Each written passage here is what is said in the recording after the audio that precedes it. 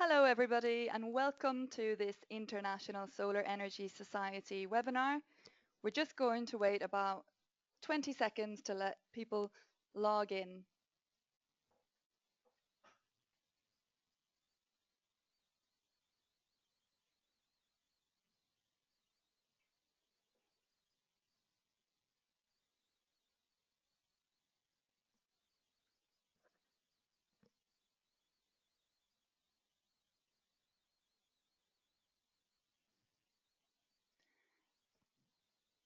Welcome, everybody, to this webinar organized by the International Solar Energy Society. My name is Joanna Costello. I'm going to be giving you a short introduction into the webinar and our panelists. Then the presentations will start.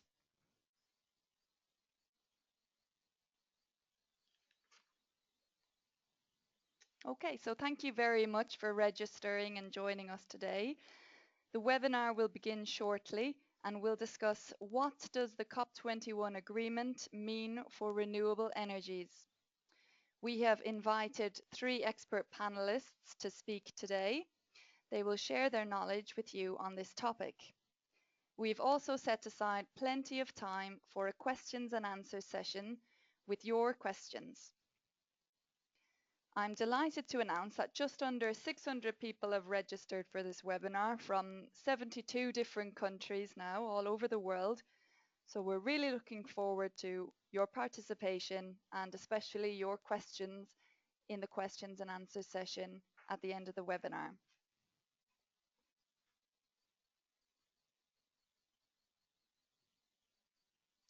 Before we begin with the webinar presentations, I would like to inform you a little bit about what ISIS is and what it stands for those of you who have never seen an ISIS webinar before. So the International Solar Energy Society is a non-profit UN-accredited membership NGO. The vision of the International Solar Energy Society is to achieve 100% renewable energy for all used efficiently and wisely. We represent a diverse membership of academics, researchers, energy practitioners, consultants, students, businesses, and advocates. ISIS works together with like-minded organizations from countries around the world to advance the renewable energy transformation. The presentations and the recording of this webinar will be available for 24 hours on the ISIS website. After that time, we will post them to the members area for our members. If you are an ISIS member, simply log in and click on members area in the top level menu and you will already see the library of webinars. If you are not a member, don't worry, visit our membership page and you can find out all about what kind of membership services we offer and if you'd like to join us as a student member, a professional member, or a corporate member.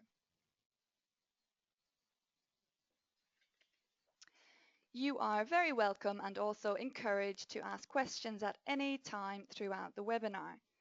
To ask a question, select the questions pane on your screen and type in your question. Please specify who your question is directed to. Questions will be addressed after all the presentations in the Q&A session. So we're really looking forward to starting a conversation with you and discussing this topic with the panelists. The title of today's webinar is What does the COP21 agreement mean for renewable energies? At the Paris Climate Conference COP21 in December 2015, 195 countries adopted the first ever universally legally binding global climate deal. The agreement sets out a global climate action plan to put the world on track to avoid dangerous climate change by limiting global warming to well below 2 degrees Celsius. The agreement is due to enter into force in 2020. We have 3 expert panelist speakers who will share their insights into the impact of the Paris Agreement and especially what this now means for renewable energies. They are also available, as I stated before, to answer some of your questions at the end of the webinar in the Q&A session. The panelist speakers are Wael Maiden, the Director of the Climate Action Network CAN International, Dr. Henning Wooster, the Director of the Knowledge Policy and Finance Centre at IRENA. IRENA stands for the International Renewable Energy Agency, and John Smyrnow, the Secretary General of the recently launched Global Solar Council. Please type in your questions for the panelists for the Q&A. For more information about the panelist speakers, please refer to their biographies posted on the ISIS website. Great, that's all from me for now. I hope you enjoy the webinar, and please welcome Wael Maiden from the Climate Action Network, who will have the first presentation. Thank you, Joanna. Hello, everyone. It's a pleasure being here. I will start first with explaining what CAN is. CAN is a global network of NGOs. We have more than 1,000 NGOs from more than 100 countries now. And CAN was established, you see the logo on the screen, the 25-year anniversary of CAN, which was 2 years ago. We were established directly when the International Negotiation Committee was founded to create a new convention on climate change. So CAN was created because of the climate negotiations, and we've been following it since then. And you can see us at every negotiation session, so we're very embedded in this process. Of course, we've been fighting for Paris Agreement, to have an ambitious Paris Agreement.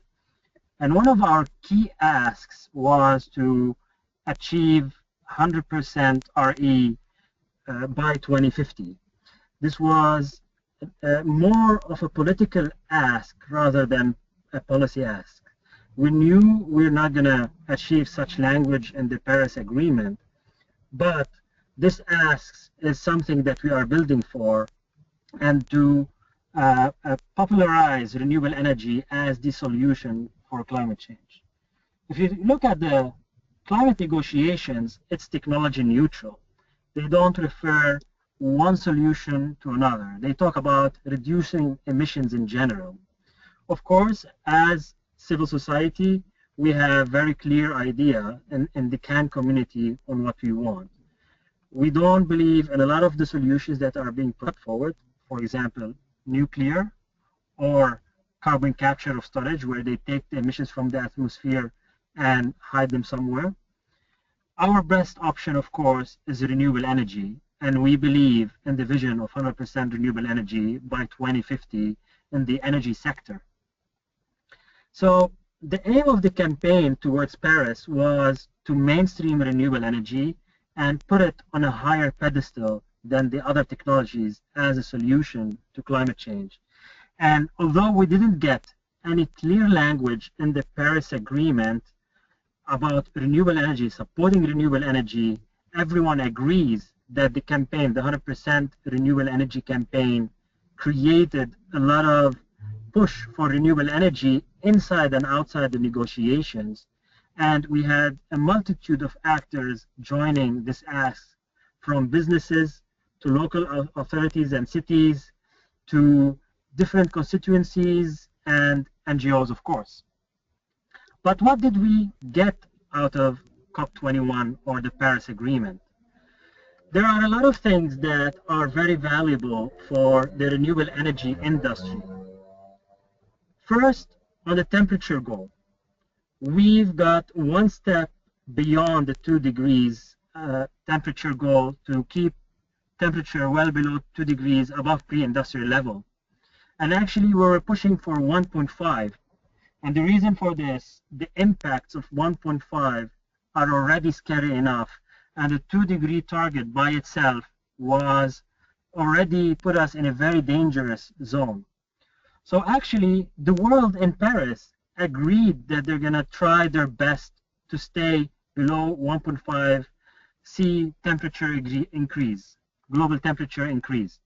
And this is a very important step for renewables because it adds on the pressure to actually do more And to do more, that means we need more solutions, and renewable energy as one of the key solutions will also be, there will be higher demand for it.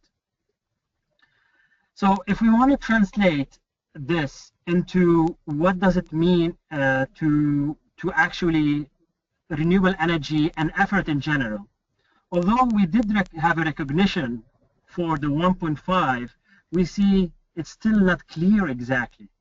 For example, they don't mention when we achieve this temperature target, if it's before 2100, by 2100, or after that. And they also don't say in what probability, because different probabilities determine different carbon emission cuts required. So is it 50% confidence that we're going to stay below 2 degrees or 1.5, 66%, or what? There is already very well established science on that in the IPCC.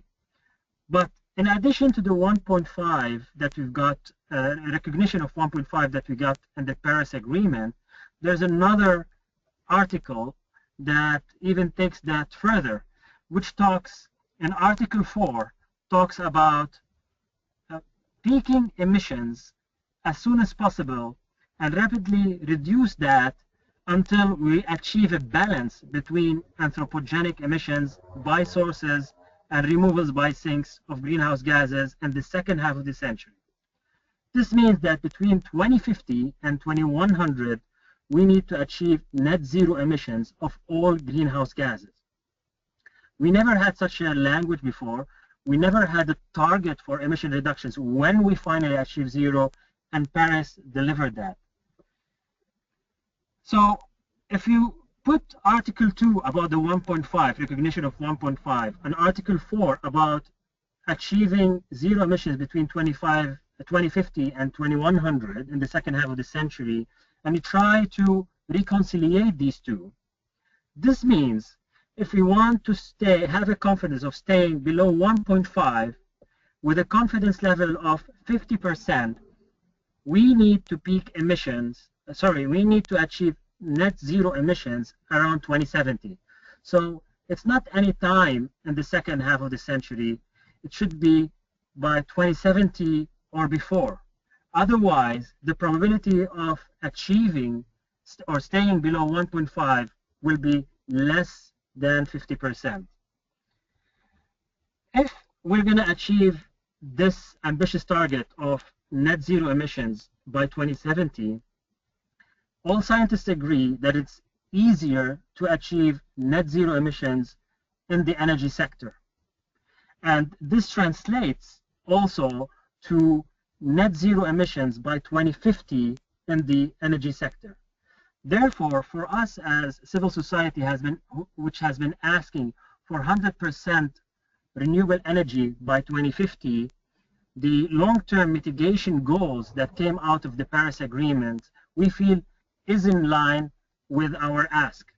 Unfortunately, they don't specify technologies, like I said, and unfortunately, also renewable energy is not mentioned in the Paris Agreement. But for us, this is how we translate the long-term goal, and this is what we're going to be pushing in the coming years to achieve. First, further recognition of renewable energy, and also further recognition that we need net zero emissions or 100% renewable energy by 2050, i.e. by mid-century. But the long-term goal was not the only thing that we've achieved in COP21. There were many other elements that contribute to further ambition that will affect renewable energy uptake. First is aligning financial flows. The agreement clearly says that we need to shift the trillions and really not only think about the public finance provided by the countries and the $100 billion US per year, which the developed countries agreed to provide developing countries, but we need to find how we shift all public and private investments toward a low carbon economy, or preferably net zero carbon economy, and even better 100% renewable energy economy. Then there is an agreement, and a part of the agreement also developing of low emission strategies that by 2020 we would be able to produce plans that would outline how we're going to transform our economy to be in line with the Paris Agreement between now and 2050. So the low carbon or low emission development strategies are also very important for renewable energy. In the coming 5 years, countries, they're going to be sitting together, or in each country, there will be a national dialogue in order to produce these plans to submit to the international community. This is an opportunity for renewable energy advocates to come in and say that the plans of our country need to be complying with 100% renewable energy vision and push further renewable energy uptake. There's also language about having a global stocktake that by 2018, countries should come and have a facilitative dialogue on what they're doing and what they can do more in order to close the ambition gap. We already know that the numbers that each country put forward, when we add them up, they do not put us in neither a 1.5 nor a 2-degree trajectory. So this is an opportunity for increasing ambition, and one of the things we can push for is increase renewable energy targets. The rules of the agreement, so now we have the main agreement, but every year there will be rules and modalities and guidelines to implement these agreements, so their negotiations will not stop. We need to make sure that whatever we produce is also in line with the 100% renewable energy vision. And finally, the agreement reaches out beyond the climate convention to other UN agencies and international financial institutions, which also there should be coherence among them in relation to renewable energy and achieving the Paris Agreement long-term goals. So this is what Paris told us and how we can use it actually to go forward. As civil society, we started directly, actually even before Paris was out, we started our strategic planning process for post-Paris. And now we finalized our strategic directions, and they are led by 3 key deliverables by Paris. The first one is the outcome of Paris, or the actual agreement, and I've talked about it and how it can help renewable energy. But it's not only the Paris Agreement that came out last year. There is also Agenda 2030 for the sustainable development, which also can affect and will affect renewable energy uptake. There is already a goal on climate change, there's a goal on energy, there's a goal on cities, and other goals that relate to the energy sector. The actual text is important, but they're not the only thing coming out of Paris. I don't know if everyone followed the media impact directly after Paris, but for the first time, this energy, this what we call the spirit of Paris, coming out in the media. You can read many titles reading about the beginning of the end of the fossil fuel era, and that renewable energy is taking more root in the global sphere and in people's minds. The end of the fossil fuel era can translate also to 100% renewable energy as the best substitution for fossil fuels. And the importance of keeping this message or this spirit alive will not be determined by the climate negotiations, but how we talk about Paris and how we actually campaign on the ground beyond that. The last deliverable of Paris was the momentum of Paris, which is all the action and people stepping forward, people and institutions stepping forward to taking further action on climate change. We've seen, I've talked about businesses adopting 100% renewable energy, local authorities, and any further actions committed by governments, private sector, and non-governmental institutions. One very concrete example is the International Solar Alliance, which India has pushed for its establishment. And obviously there's a huge opportunity for renewable energy uptake. Another one is the African Renewable Energy Initiative that came out of the G7 last year in the preparations towards Paris, and so on. And of course, which is also very important, the civil society mobilization on the streets. So for us and going forward, we need to keep these deliverables of Paris alive, the outcome, the spirit, and the momentum. And for us, they are translated in 6 key strategic directions. They are all, of course, interlinked and linked to renewable energy in one way or another, but the specific 3 that I've highlighted in red that relate to renewable energy directly, one is the low carbon development strategies that each country needs to prepare, and we're going to engage in these national processes to ensure that renewable energy is as strong as possible in these strategies. Second, we're going to continue our 100% renewable energy campaign. What we like about it is that it talks to people, it inspires, it provides this positive image, this positive story that there is a solution and the solution is good. And what we like about it, it works on the inside of the process, the policy aspect of it, as well as something that people can understand on the street. When I talk to people on the streets about 100% renewable energy, they understand that now we need to remove these polluting factories and put instead of wind turbines, solar panels, and so on. So people can understand climate change and the solution to climate change, while if we talk with 2 degrees, 1.5, it's very confusing. And finally, shifting financial flows towards the 100% renewable energy vision, the divestment campaign to remove money from the fossil fuel economy and put it into renewable energy. And these will be key strategies for the future. One last item that I would like to highlight is the just transition to 100% renewable energy, which is going to be a very important part of the debate in this year and going forward. The issue is not only achieving 100% renewable energy, but what is even as important is how we achieve it. There is a huge concern among civil society, trade unions, and others that we substitute a very big corporate structure of fossil fuels that is unjust, that doesn't help the poor, that doesn't solve the day-to-day problems that people want to solve, into a renewable energy corporate world which has the same social problems and social injustice. So we need to provide a vision not only about the final target, but how we're going to achieve this amazing transformation in a just and a fair way, addressing the needs of the poor and showing that 100% renewable energy could be achieved. It's actually the best way to achieve our social objectives.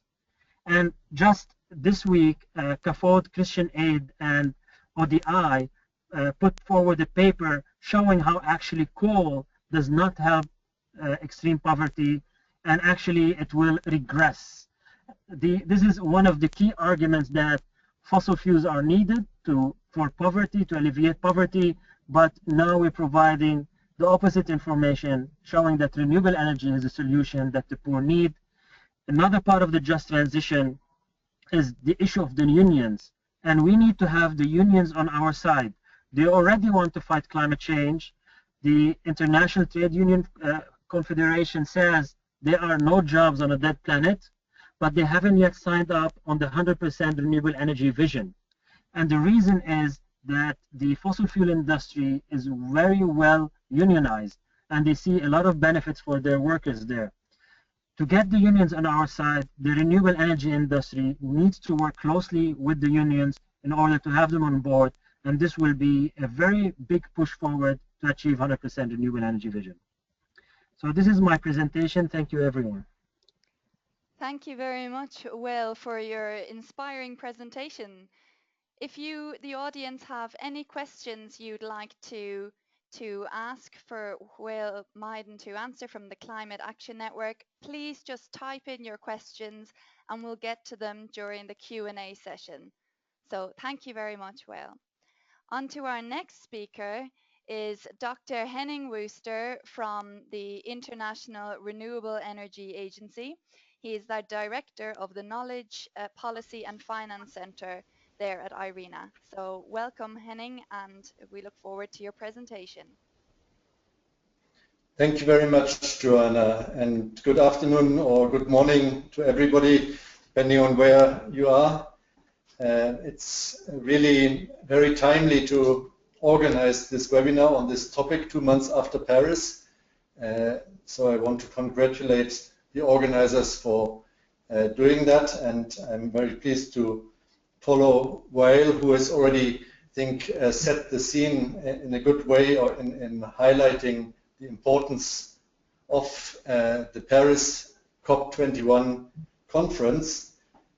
COP21 injected a very strong political momentum into efforts to put economies globally onto greener pathway, and for renewable energy, that is of course extremely important, because renewables are a key element of that strategy. I'm from IRENA, the International Renewable Energy Agency, which is a global institution with over 170 countries. We had our annual assembly in January, and we saw a record participation of almost 3,000 participants, which certainly was also due to the political momentum coming from the Paris Agreement. As we are working towards scaling up renewables, we see that Paris will help us on the longer term process. But I want to present this to you in the longer term context and show you how we actually have to get down to work now based on this momentum from Paris in order to turn political momentum into real action. So I will talk a lot about political will, scaling up investments, and sound policy. Let me start off by linking renewables to what is needed in terms of climate mitigation. We have seen in Wael's slide the longer-term perspective of how you need to reduce carbon concentrations, CO2 concentrations in the atmosphere. Here you see CO2 emission levels in 2010 and the projected baseline emissions for 2030 if we do not have any action based on Paris or any other action for that matter. That's where we have looked at what renewables can do in order to change the situation. Renewables can help the world to get halfway down to what is required in order to reduce emissions to reach a pathway in line with the below 2 degrees centigrade target. The rest can come from energy efficiency and from measures in other sectors than the energy sector. What is required in terms of renewables is a doubling of the share of renewables between 2010 and 2030 to reach a share of 36% by 2030. We've looked at a roadmap globally for this objective, and our conclusion is that this is not only technically feasible and economically viable, but it's actually economically beneficial for the world to move down into that pathway to double the share of renewables to a level of 36% at least by 2030, and then continue along the pathway Wael has sketched out later into the century. However, there is a lot of work that needs to be done before we can get there. Let me start off by showing you where we are coming from. Renewables have already grown quite significantly in the last 10 to 15 years, which you see here, where you see the renewable energy capacity globally as it has grown from 2001 to 2014. What has happened in the last few years is that the net capacity additions from renewable energy in the power sector globally has been bigger than that of conventional energy. So renewables are now the biggest contribution to new capacity in the energy sector, in the power sector. This has been possible because of a significant growth in investment. So we've seen a five-fold increase in the level of renewable energy investments over the last decade. And you see here that the locus of these investments have shifted from developed countries in the first part of that period to developing countries in the last few years. We are now seeing more than 60 or 65% of new investments in renewable energy in developing countries. We also see that this investment growth was above all due to a growth in installed capacity in solar, and I'm sure John will talk further about that, but also in terms of wind power. And in both these, we have seen dramatic decreases in the cost of these technologies, so that they are largely competitive in many parts of the world by now. So the growth and the developments have been quite phenomenal, very positive.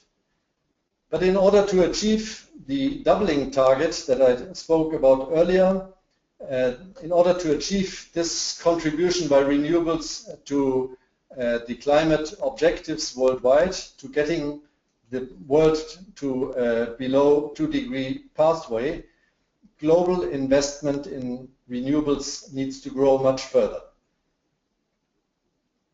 We need in the next 5 years up to 2020 investments annually of more than $500 billion US. That's almost double the amount that we saw last year.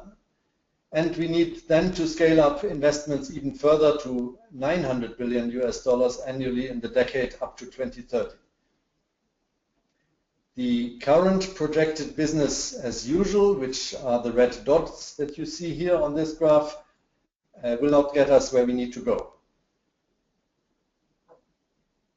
So we have to find a way to get investment growth both in the power sector, which are the blue parts of the charts, and in the other sectors, industry, transport, and for buildings, in order to get where we want to go. And it's also very clear that public investment alone cannot be sufficient.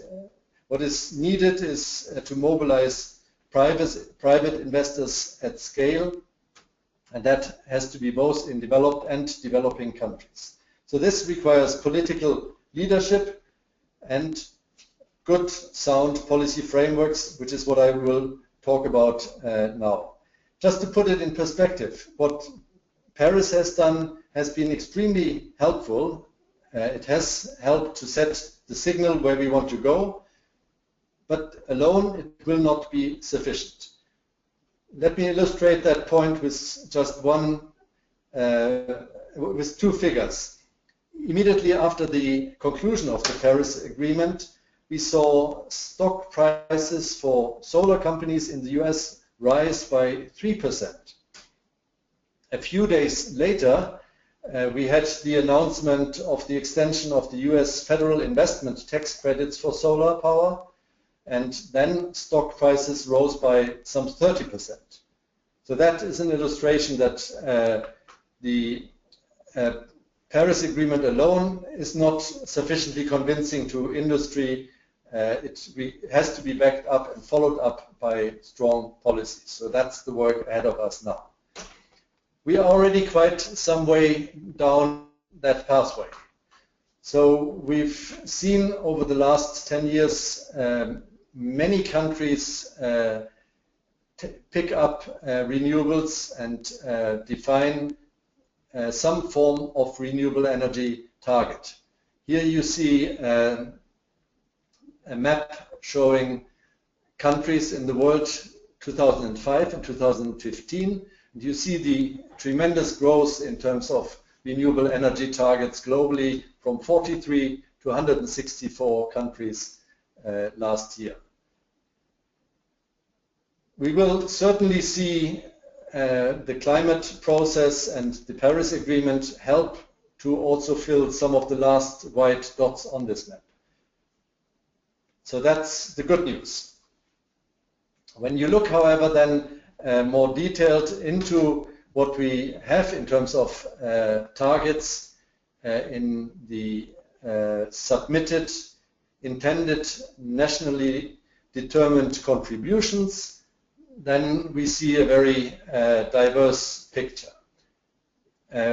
I want to show you just briefly some figures and some facts about these INDCs in West Africa, because we are right now, today and tomorrow, holding a workshop on linking the outcome of Paris to renewable energy action in these countries. So my colleagues are down in Dakar and working there with energy and climate officials to see what has to be done to actually implement the outcomes of Paris in these countries. What we see is a very impressive ambition in Africa. Almost all African countries have submitted INDCs, and almost all of them include renewables as some form of target. But what we also see, and I won't go into details, you see it here on the screen, we see that the targets are quite different, and we have some targets that cut across the board in the electricity sector, some that are focused on specific renewable energy technologies like solar or hydro, and we have very different time frames. In many cases, these INDCs have emphasized the need for support in order to be able to implement this, so a lot of work is necessary. But the first step that we have to do is to make sure that actually the energy ministries, those that are in charge of putting energy policies in place, are engaged. And our work in West Africa has demonstrated that they have not been engaged so far. So they have thought, well, this is something for the climate officials to look after, and we continue our work as we did before. Now we are working with them, and we are also trying to convince them of the potential opportunities that lie in implementing these targets. So the work that's necessary means now that you have to move from what at the moment is political announcements, political visions in the INDCs, through energy strategies, through detailed action plans, down to legally binding policy decisions that are then implemented and that will provide a solid framework for investments in renewable energy. Again, I don't want to give the wrong impression. The picture is already quite positive. We've seen tremendous growth in terms of renewable energy policies over the last 10 to 15 years.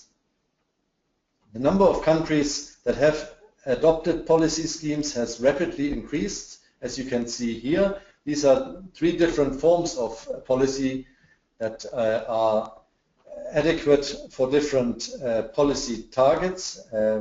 What you can see here also is that the purple bar that shows auction-based policy schemes are rising very rapidly. This actually is a reflection of the fact that renewable energy technologies are increasingly competitive, and it highlights the fact that these policies provide a very good steer to governments to meet policy objectives that they have established.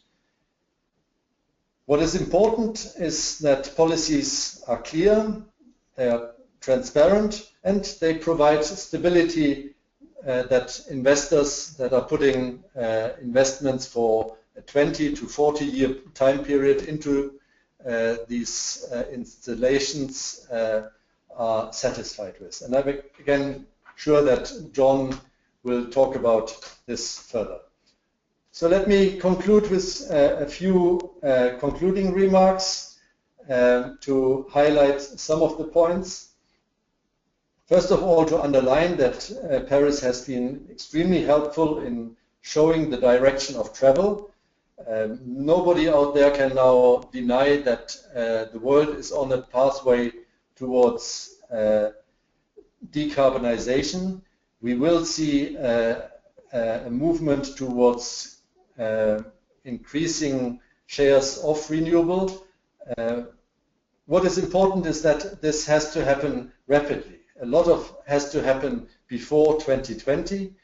The work has only begun at this stage. The momentum would dissipate unless it's followed up quickly by effective policies, and it's supported by climate finance or other financial support for the developing countries. Investments need to be scaled up very rapidly already in the period up to 2020, and a lot of the preparatory work for investments has to be done before 2020. This includes very centrally the policy framework so that we can attract the investors to these promising markets and unleash the dynamics of markets that will be necessary. Weil has indicated that at this stage the NDCs, the targets that are backed up by the Paris Agreement, are not sufficient to reach the below 2 degrees target.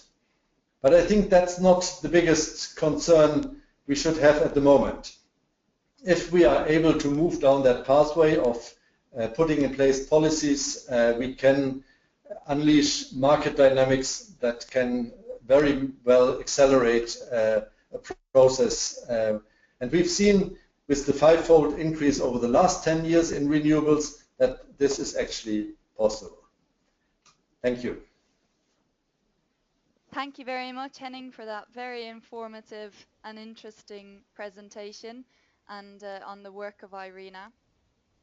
ISIS is working together with IRENA on various different projects and levels, so very important work that's being carried out there. I'm going to change over to our next speaker, John Smirnow.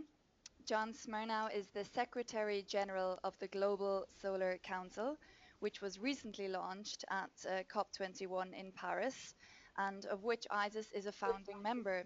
So John is going to explain a little bit more about what it is and what visions and aims they have. Thank you, Joanna, and good morning, good afternoon to everyone. Thanks for joining.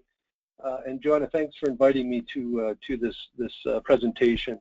I'd also like to thank ISIS more generally. As Joanna indicated, ISIS is a founding member of the Global Solar Council, and ISIS President David Rene sits on our board of directors, so certainly an important contributor to the success of the Global Solar Council. Indeed, we launched on December 6th in Paris as part of IRENA's Renewable Energy Day, and in just a few short weeks, actually, I guess we're coming up on 90 days, we've already had quite a bit of success in moving forward. I'm going to talk a little bit about the Global Solar Council just to give you some background, and then my presentation is really going to focus on what Weil was talking about of the spirit of Paris and some of the broader messages, particularly with respect to solar, that we believe came out of COP21. So the Global Solar Council is an umbrella organization. We represent more than 50 national and regional solar associations from around the world, Our board of directors is very reflective of a global community. We have representatives from Europe, China, Brazil, Argentina, Israel, the Middle East, Taiwan, so the United States, so broad representation of the solar industry. And collectively, those associations represent thousands of solar companies. We also have a growing number of corporate members. The principal members of the organization are the associations, but we are growing a associate member category for corporations. And also you're going to see a lot of diversity there when we announce our founding corporate members in the next month or so.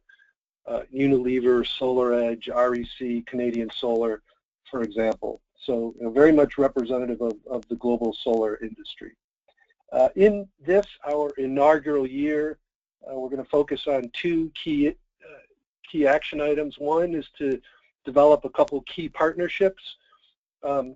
Importantly, IRENA is one of our principal partners this year, and I'll talk a little bit about the Coalition for Action and our involvement in that. That's an IRENA initiative, and certainly given Henning's presentation, it should be obvious to anyone that IRENA is going to be is in fact a critically important institution in helping to drive the adoption of solar energy as a tool for addressing climate change. We're also going to work closely with the newly formed International Solar Alliance. Again, I'll get into that a bit later. And then our second principal action item this year is to develop a set of policy recommendations, industry policy recommendations. And we're going to host a series of roundtable workshops around the world at 4 or 5 of the regional solar trade shows, as well as the Clean Energy Ministerial in San Francisco. Through those workshops, we're going to bring together a variety of stakeholders, both within the industry and without. And then from that, we're going to release a set of recommendations. They could be policy recommendations. They could be specific action items. And those recommendations are going to be the industry's collective view of how of the important role solar can play. But they're also going to serve as a roadmap for action as we grow into an organization next year, actually start getting into some specific action items. So as you see, our vision is to ensure that solar is the principal contributor to the world's energy system, and our mission is to encourage the rapid adoption of solar energy.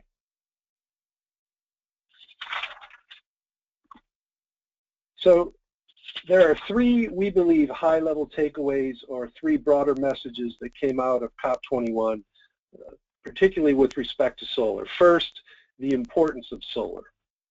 And why is solar important? Here's a quote that I really believe very strongly about. Universally recognized that solar is a principal contributor, will be a principal contributor to addressing climate change. And we believe there's absolutely no doubt about that. Solar power, as we've heard, is one of the cheapest forms of electricity generation, and prices continue to decline. Solar is cost-effective today, increasingly cost-effective. And while policy certainty, policy incentives remain important, we heard about the investment tax credit in the United States. Increasingly, the mindset is that solar is shifting rapidly to a subsidy-free environment. Now, it's not going to happen immediately, but even with the ITC, you're seeing an anticipated phase-out of federal support for solar at the federal level within 5 years. So, critically important that the cost of solar is coming down. I would also point out that just yesterday we saw that billionaire investor Warren Buffett recognized in his note to investors that solar was increasingly competitive with traditional forms of power generation. Indeed, the question is no longer solar versus other forms of power generation. Increasingly, the question is which model of solar energy generation is going to lead the charge. Is it going to be distributed generation, or are we talking about centrally generated power? On that point, solar is one of the most versatile forms of power generation and can be deployed anywhere. we believe that all models are necessary. Everything from a single solar cell device used to charge a lithium-ion battery to several hundred megawatt utility scale projects. We heard Raul talk about we don't want to see solar become just a transplant for the fossil fuel industry with a corporate structure. We believe very strongly that solar is a poverty alleviation tool, that solar is an energy access tool, that it is also important to spur economic development as well as addressing climate change. And so from the Global Solar Council's perspective, we are going to focus on all areas of the world where solar can provide a variety of benefits, including poverty alleviation. And then certainly, we all agree, I think everyone on this call agrees, that solar is going to be critically important to help address climate change. So given these realities, the question is, how quickly will we move to the mass adoption of solar energy? The second key takeaway, we believe, from COP21 is the importance of public-private partnerships. You just heard about all the great work IRENA is doing, and we are eager to help IRENA's mission. We recently joined IRENA's Coalition for Action, which is a broad stakeholder coalition focused on education, not just solar, but all renewable energy. We will be taking a leadership role within the Coalition for Action, both myself and Bruce Douglas, the chairman of the Global Solar Council, to help educate IRENA's principal members, which are the countries, on the importance of solar energy and the multiple benefits that solar energy does provide. Now, we're just getting started in IRENA, in the Coalition for Action, but I think you'll see over the coming months that IRENA is a critically important organization for the Global Solar Council, and we really hope to work closely together to educate the members about solar and drive solar energy forward. I'd next like to touch on the International Solar Alliance. This was an initiative that was announced at COP21. Prime Minister Modi and President Hollande jointly on one of the first days of COP21.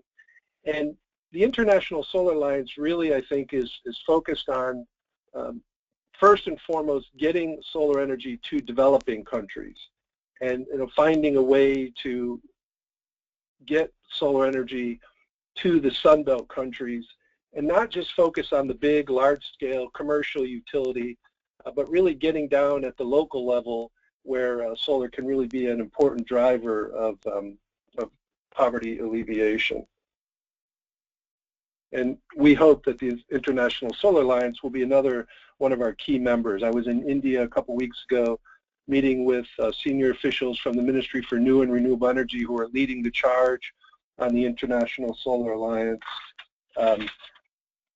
Lots of collaborative opportunities there. I'm going back to New Delhi in the next couple weeks to give a presentation to the ISA Steering Committee where we're going to present our principal areas for collaboration where we can work together with the ISA. And I think you'll see that we'll be, in our relationship with the ISA, we'll be particularly focused on capacity building, quality assurance, and technology disbursement, or oftentimes referred to as technology transfer.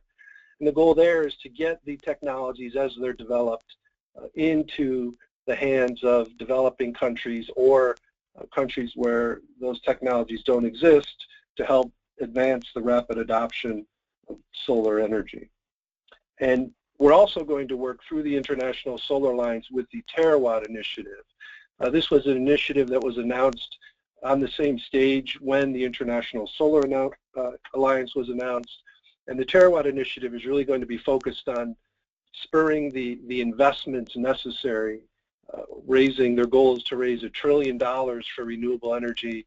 We're going to look to the Terawatt Initiative to lead the charge on the financial piece, but bring the industry's expertise, the technical expertise that the industry has to help build the necessary capacity for the investments. Quality assurance is also important because If you're going to invest $1 trillion in a variety of renewable energies, you want to make sure those are long-term, stable investments. And so we're going to be working with a variety of stakeholders to promote quality equipment as well as quality installation. And then this brings me to our third key takeaway, the importance of technology and innovation. Again, coming out of COP21, we saw a couple announcements that we thought were important. The first one was mission innovation. Mission innovation, you had 20 countries that announced it, 20 of the leading economies from around the world on some of the most important solar markets. These countries collectively agreed to double government-sponsored funding on clean energy, research, and development. Principal members of Mission Innovation include India, China, the US, Brazil, Germany, Japan, Mexico, Saudi Arabia, the United Arab Emirates, and of course several others. And I think you'll see at the Clean Energy Ministerial in San Francisco that's going to be held on June 1st and 2nd, a lot more focus on mission innovation and what these governments are specifically agreeing to help spur and indeed double their investments in research and development. And we see the role of the Global Solar Council of working with mission innovation to help get the new technologies as they come out of the lab, help get them commercialized, and then promoting relationships between associations, between industries in different countries through joint ventures, licensing to get these technologies out into the field. Mission innovation also places a significant emphasis on what we talked about previously, public-private partnerships. Mission innovation will be collaborating very closely with the Breakthrough Institute, as well as 28 major investors, many of whom are billionaires from 10 countries. I'd next like to talk about the Clean Energy Ministerial. Again, during COP21, it was announced that this year's Clean Energy Ministerial would be hosted in San Francisco, and it will focus indeed on technology and innovation. In San Francisco, June 1st and 2nd, you're going to see more than 20 energy ministers convening with industry and other stakeholders to develop actionable recommendations for advancing clean energy, focusing specifically on technology and innovation. So from the Global Solar Council's perspective, we see our role as helping to disperse leading-edge solar technologies in the context of the Clean Energy Ministerial as well as mission innovation. With respect to IRENA, working on policies, jointly developing policy recommendations. With respect to the International Solar Alliance, working on capacity building, and we already have a network of solar associations in 50 countries. Our goal is to eventually have a solar association in each of the 127 ISA member countries, then working with governments on job training, on a variety of solar capacity building, on operations and maintenance training, on quality assurance initiatives. You know, these are mechanisms that are going to take quite a bit of time to get in place. This year we're going to focus on the key policy takeaways, but then as we get into next year, really starting to build taking specific action items and building the Global Solar Council infrastructure to be much more proactive. So with that, that concludes my presentation, and I would be happy to answer any questions. Thank you. Thank you very much, John. Thank you for your presentation. And I will now open up the questions and answers session. There we go. Okay. Well, first of all, thank you very much to Will, to Henning, and to John for your very informative and interesting presentations. We have so many questions that have come in, so I'll try to get to your question. You can keep submitting the questions, and we still have enough time, so hopefully we'll get to as many as possible. Okay, let me start with one from somebody in the Netherlands who writes that he's asking if there's going to be a clear procedure to be followed for the achievement of the goal of a 2 degrees Celsius decrease of the planet's temperature following the Paris Agreement? So he's directed this question to Whale, but after Whale, if any of the other panelists would like to jump in, that's fine too. Sure, thanks, Joanna. I think, yes, there is a plan, and there's a UNFCCC plan. So in the climate negotiation, there is a process going forward.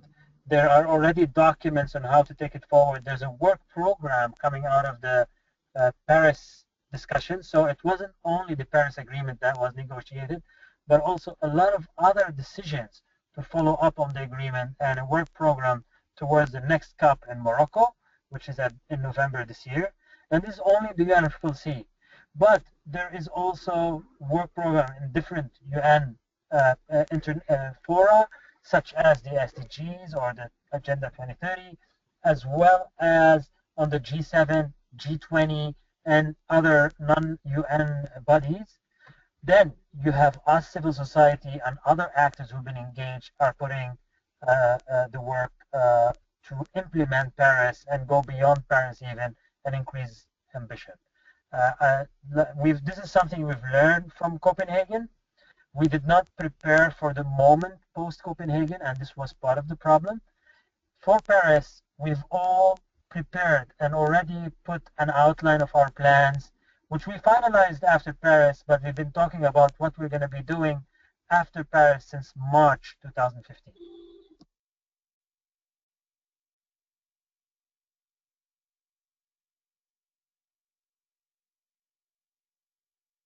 I hope this answered the question.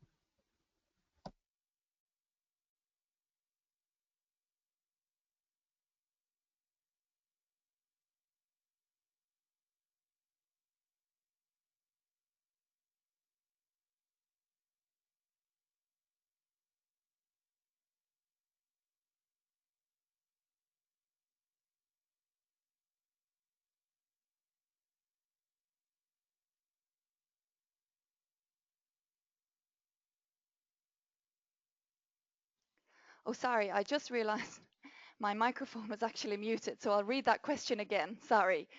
This question is for Henning.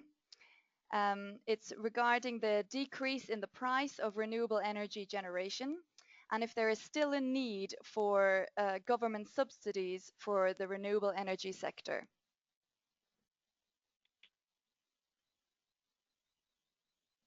Okay, thank you.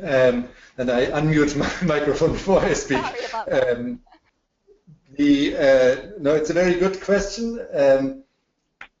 What I should have emphasized very clearly is that there is not yet a level playing field between renewables and other forms of energy. So we still have a situation where fossil fuels are subsidized largely in many countries. So we also have a situation where nuclear is subsidized in some countries. If we can create that level playing field, renewables will be able to be competitive in most situations. What is required is that you have conditions that allow for market entry. But once you are over that hill, we are not encouraging a strong subsidization of renewables. We actually are advising governments to put in place policies where they can foresee the longer term price developments in a way that they avoid over-subsidization over the long run. But what I think is important is that the externalities that fossil fuels have on societies, whether it's through carbon emissions or whether it's through air pollution, are priced in. And that actually is then the level playing field on which basis renewables can very well compete. Yeah, I would just add to that, this is John, that with the example of the United States, we're seeing the investment tax credit, being phased out over a 5-year period. Importantly, that phase out doesn't take into consideration any of the externalities. I mean, you think of air pollution, you think of public health issues, you think of the subsidies that are throughout the fossil fuel industry supply chain, production subsidies, transportation subsidies. None of those are factored into the competitive advantage that industry has. But even with all of those competitive advantages, you're increasingly seeing solar become competitive, and in some instances competitive without subsidies. So, I agree that for the short run, subsidies are still needed. It's very much a market dynamic as to the level of such subsidies. But we are clearly shifting to a subsidy-free environment, as well as externality-free environment for solar.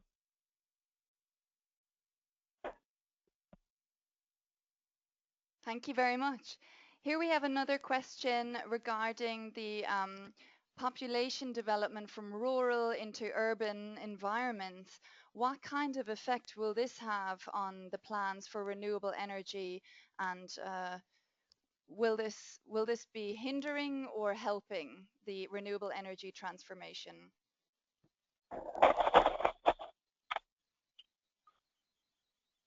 That's a difficult question. I mean, what we certainly see is that urban populations have much larger needs in terms of energy. So the average per capita energy consumption in urban areas is much higher. So as more people are moving into cities, you will require more energy above all. But we are working with countries to also put in place in urban settings renewable energy solutions. And since the space is much more limited, you need to be more effective in using rooftop and using renewable energy technologies such as waste to energy. But if this is done, then urban settings can be very effective also for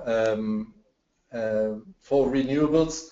I mean, the advantage in rural areas is that space limitations are much smaller, and hence some of the renewable energy solutions are much more easily rolled out. The disadvantage, of course, is that you tend to have decentralized solutions which are a little bit more costly than large utility scale solutions. I think, just to add this as well, that one of the main drivers in reducing emissions and moving from coal to renewable energy in countries like China is urban pollution. So the fact that there's heavy urbanization with a lot of pollution has driven the renewable energy sector in China more than anything else. So there are also a lot of benefits for renewable energy in that. I should add that in Paris, about 1,000 cities committed to become 100% renewables. So they certainly believe that it's doable, and several cities like Vancouver and Sydney, they are already well underway to being 100% renewable. So that, I think, is an important piece to add. Great, thank you very much. This next question is asking about in developing countries with high levels of extreme energy poverty, what is the role of NGOs and civil society organizations to conduct outreach in these remote locations that don't have grid connectivity? How can we provide them with basic lighting and education about renewable energy in order to meet the needs of these extreme poor? I'm guessing this is directed towards me. Just to say, as NGOs, I first think that's not only the job of NGOs, but of course a lot of our members like development agent NGOs like Oxfam, Christian Aid, CARE, and others are engaging with rural society and off-grid energy poor regions. We do believe that decentralized renewable energy is the best, cheapest, and most viable source of energy for the uh, off-grid communities. And what we are doing is trying to shape international policy, at least in CAN. Of course, our members are working on the ground, even in installing these renewable energy technologies. But for CAN, in the international fora, what we do is try to make sure that whatever decision is taken is as pro-poor and addresses social injustices as much as possible. So we push for the renewable energy installation to benefit first the poor and those with no energy access, trying to introduce these concepts to governments and international donors to provide the opportunity for these communities to benefit from all the shift in financial resources or investments in climate change fights. So the public money, for example, that is going from developed countries to developing countries, we stress a lot that it primarily prioritizes achieving energy access to the poor. Thank you. Yeah, and from the Global Solar Council's perspective, when I talked about solar capacity building, so training, training operations and maintenance. So you could put up a solar microgrid, for example, in a rural community, but if there are not folks there who know how to maintain the system, then it's not going to be valuable.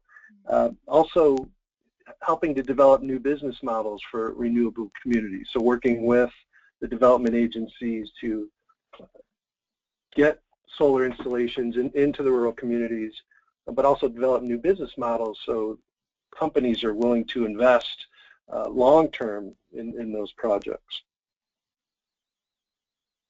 Thank you. Okay, I'll go on to the next question. We have a solar thermal question. The person says, when talking about solar energy, solar heat is emitted in the presentations, he feels. Solar thermal can save 5 times more CO2 than PV in the same area. So he feels that there's not enough public awareness about solar thermal technologies for the transformation of 100% renewable energies. So for the Global Solar Council, our principal focus is on PV technologies, and the primary reason for that is Solar Thermal Organization in Europe, and we do have a couple board members that are part of that, and they didn't want us overstepping some of the work that's already being done. It's not to say we're not going to work on solar heating and cooling.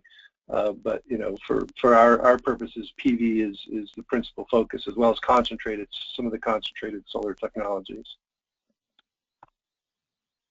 Okay. From my side, I should emphasize that the kind of transition that I was outlining will not be possible if we don't make use of the potential of solar thermal.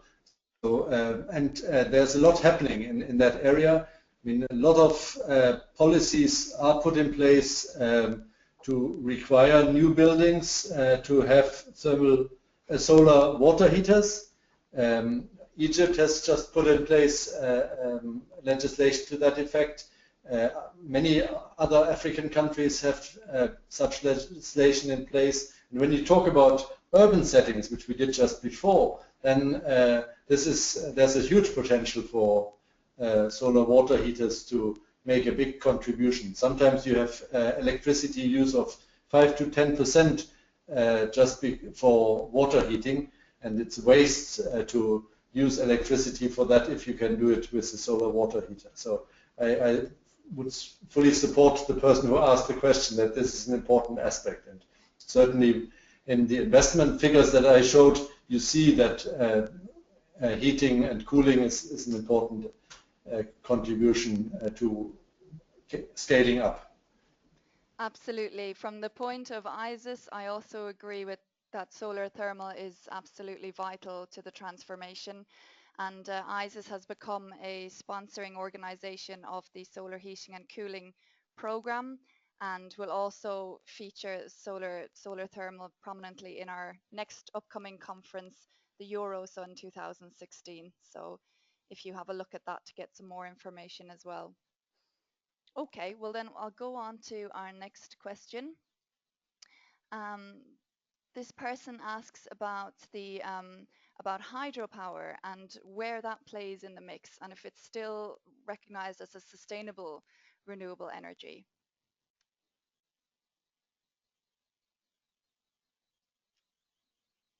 Is there anybody that can talk a little bit about that? Hydropower, is it a good option to address climate change? No, I'm happy to talk about it. I mean, hydropower used to be one of the largest renewable energy source. It has been overtaken by solar, but it still is very important as a source. I mean, we are supporting hydropower in all its forms. Many countries have realized that small and medium-sized hydropower solutions are the most effective and the most environmentally sustainable solutions. Run-of-river hydropower can be very useful and has been rolled out in many countries in Africa and Latin America. There is a need to look carefully when you go into large-scale hydro and to avoid some of the mistakes that have been made in the past. Okay, thank you very much. Now here we have a question about the renewable energy mix. So this person asks, how will the renewable energy mix look like in 2050? Share wind, PV, solar thermal, and so on. And do you expect substantial differences in the energy mix between the different continents? So the Americas, Africa, Europe. So this person wants you to look into the future a little bit. Anybody want to take a stab at that one?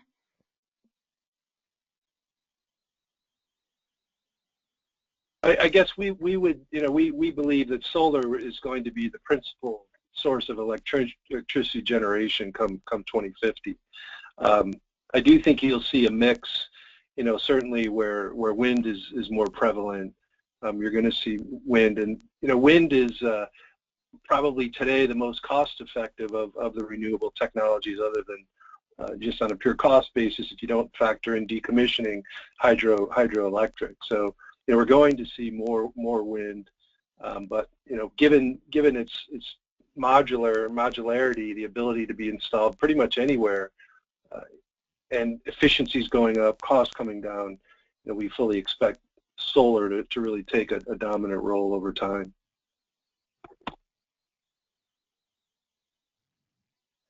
Okay. Let me just highlight that geothermal is a very reliable renewable energy source that, of course, is very dependent on local geothermal capacity. But where you have this, it's going to be extremely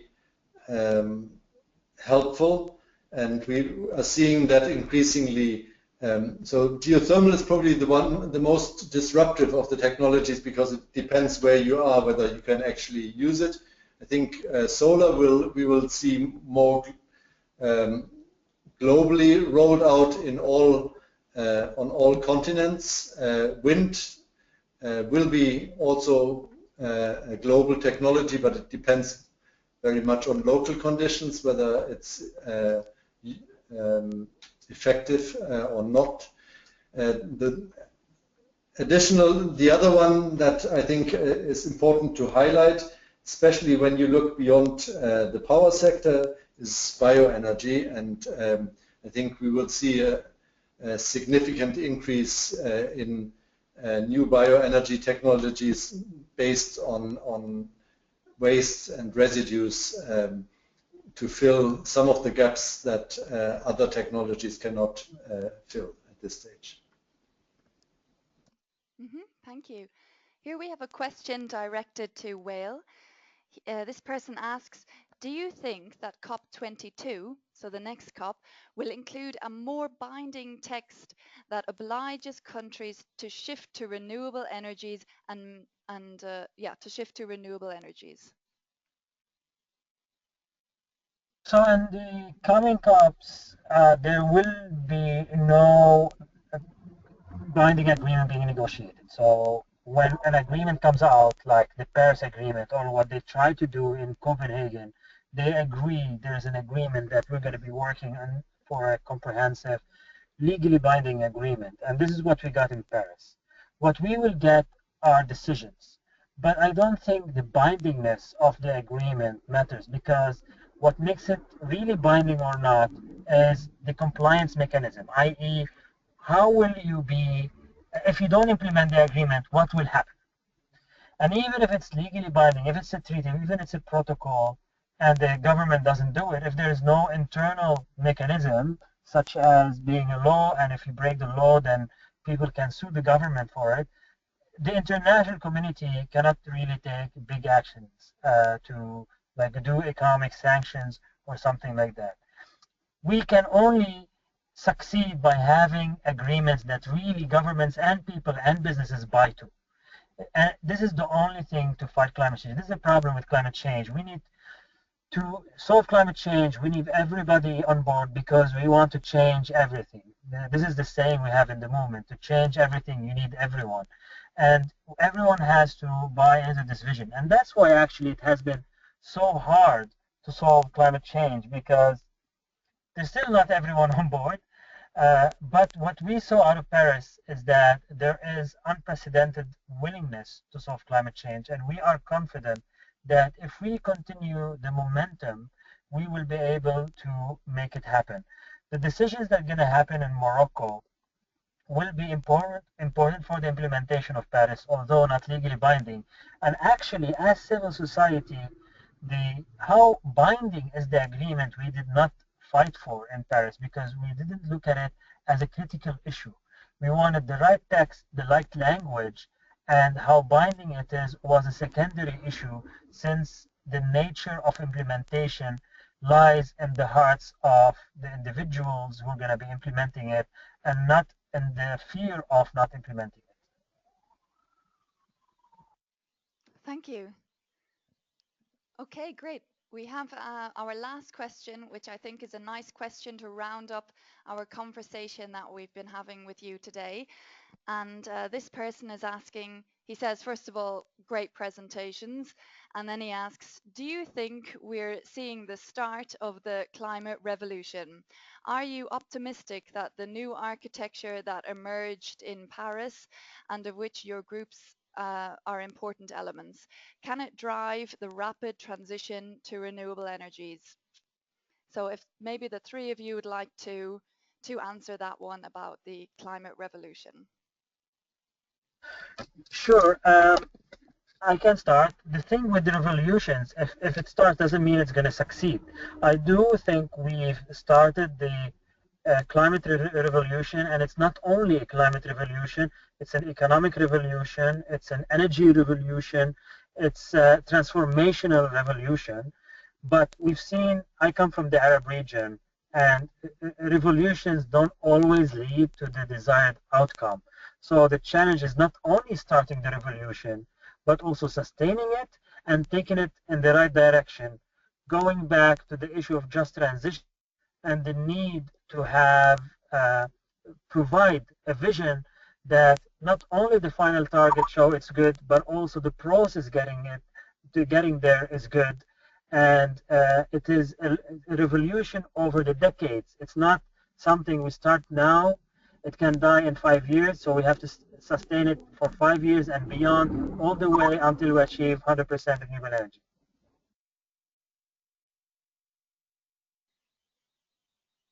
Thank you very much. So go ahead, Henning. Okay, thank you. Well, I think the question is good, but I think we are not yet at a point where I would be confident to say that it's all moving in the right direction. I think Paris has opened up for that potential. Paris has opened up for the broad, large-scale development into a pathway that puts out renewables and brings it to the scale that is required to solve climate change. I believe that there's sort of still a hill ahead of us. We need to keep on going. It's actually a responsibility for each and every one of us, certainly for Irina, to keep on working towards this objective. But once we are over the hill, I believe that investments will come automatically and go into this very promising set of technologies that the different renewable energy sources provide. But we still have to get there, and everybody, governments, non-governmental organizations, and international and national organizations have to do their part. Yeah, I'm obviously very optimistic about the move towards renewable energy and certainly the move towards solar. But it's going to be a rocky transition, I think. You know, we're just starting to see some of the tension between the hyper-growth solar energy companies and the established interests, utility companies, for example. You know, Warren Buffett touched on that recently. We're seeing that in the battles of the solar industry versus the utility in the United States. And so I think it's going to be critically important that the renewable community, the renewable energy community, really find a way to work with some of the established interests to help that transition. You know, there are millions of jobs that are in place right now from the established interests that you know, are going to go away. And you know, as a renewable community, we need to recognize that it can't just be, here's a new solar job, you lose your coal job. You know, we really need to start thinking about how do we help some of the established communities transition to new jobs in the new renewable solar economy. Okay, thank you very much. Thank you for answering that question. That was our last question during the questions and answers session. I'm very sorry if we did not have enough time to get to your question, but please join us for the next webinar and maybe we'll get to it then. Okay, good. Well, I'm going to finish up this webinar. We've run out of time. I'd like to start by thanking our excellent speakers for sharing their knowledge and expertise with us today. We're all not sitting in the same office as somebody's in Abu Dhabi, sorry, in Lebanon and in Washington. So we're all in different parts of the world. And thank you very much to our audience for joining us today, for your very interesting questions. And we look forward to seeing you at the next ISIS webinar or event. So that's all we have time for today. You can view the webinar recording in a couple of hours on the ISIS website, and also keep checking for updates in the ISIS members area. That's join.isis.org.